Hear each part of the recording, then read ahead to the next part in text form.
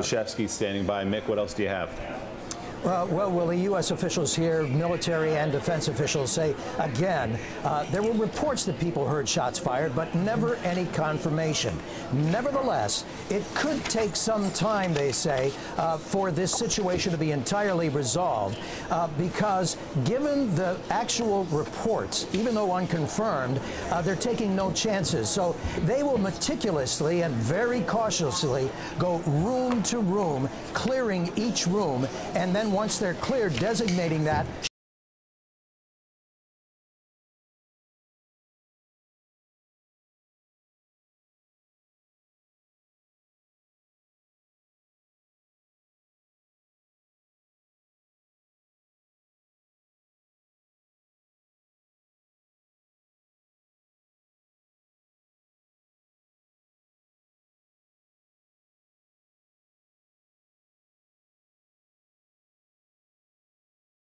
Not to mention pile on the fact that Homeland Security has issued a nationwide alert for everybody to be cautious this holiday, 4th of July holiday weekend, because of a potential threat from lone wolf ISIS sympathizers this weekend. So you throw all that all together and explains why we've seen this massive police response at the Navy Yard this morning. Having said that, the timing and the location make it especially sensitive and would call for a massive, very quick response. Not that they wouldn't do that anyway. But Jim, at the same time, something's going on in there that caused for this, because this is, you know, at this point we're an hour into this and they're not letting people come to work.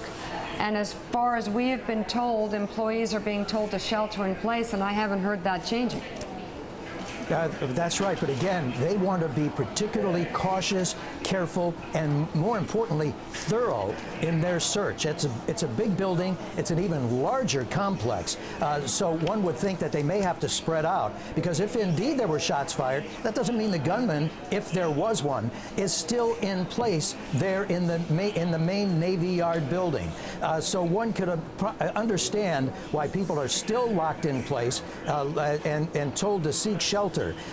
Because there's no confirmation one way or the other. But I can tell you, given the early response from people at DOD and the military, they thought from the very beginning that this may have been somewhat of an overreaction. But again, they're not criticizing it. They're in fact pointing to the evidence here today that this response, if it would have happened in 2013, might have mitigated the tragedy then. So there have been a lot of lessons learned and a lot of training put into place, and that's why I think this episode, even though again no gunman or shots fired has been confirmed, that's why it's taking so long to resolve the situation. So let me add to that pullback. I'm just being told that 2 federal officials are telling NBC that no gunshots were heard.